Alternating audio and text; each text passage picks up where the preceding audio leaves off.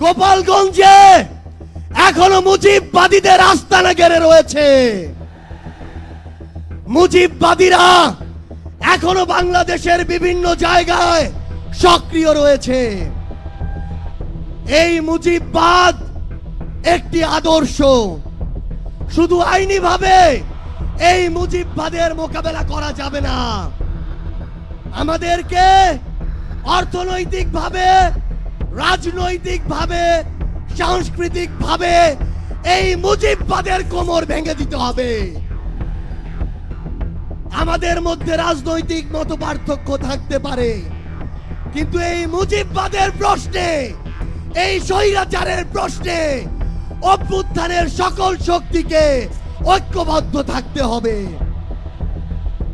সংগ্রামী সহযোদ্ধারা, এই বাংলাদেশে আবারও নতুন করে মুজিববাদী ভারতপন্থী শক্তিগুলো এখন সক্রিয় হচ্ছে।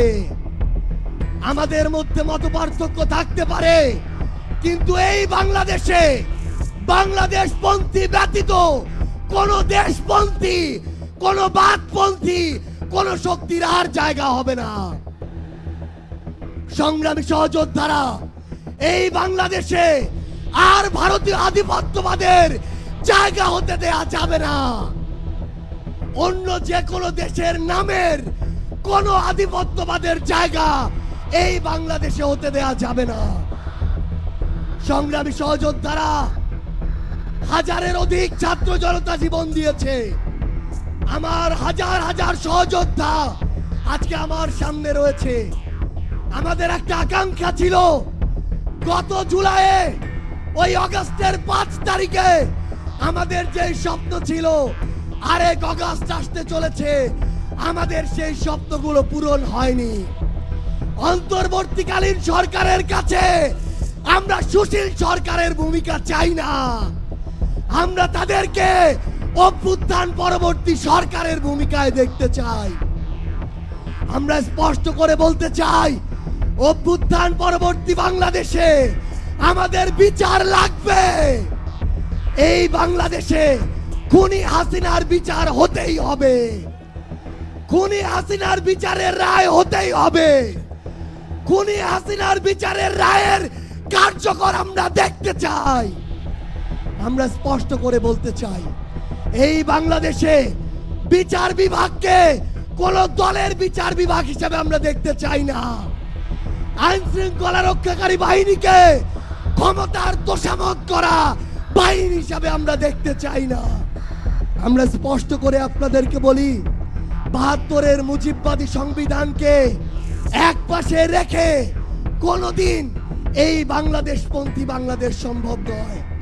আমাদের নতুন সংবিধান লাগবে, আমাদের গণপরিষদ নির্বাচন লাগবে, আমাদের নারীদের অধিকার আমাদের নিশ্চিত করতে হবে, আমাদের সংখ্যালঘু ভাই বোনদের অধিকার আমাদের নিশ্চিত করতে হবে।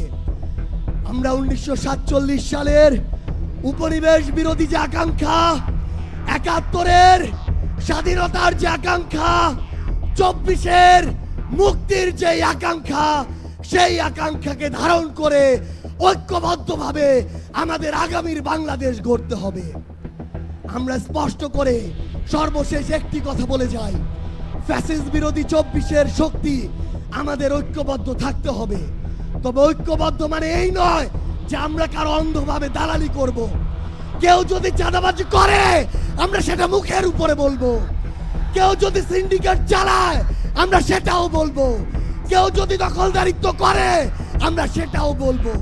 তবে আওয়ামী লীগের প্রশ্নে আমরা ঐক্যবদ্ধভাবে আমাদের লড়াই চালিয়ে যাব। সংগ্রামী সহযোদ্ধারা, রাজনীতিতে প্রতিদ্বন্দ্বিতা থাকবে, প্রতিযোগিতা থাকবে, কিন্তু রাজনীতির যে সৌন্দর্য, এই সৌন্দর্য যেন আমরা ধারণ করি, তাহলেই আগামীর বাংলাদেশ সামনের দিকে এগিয়ে যাবে।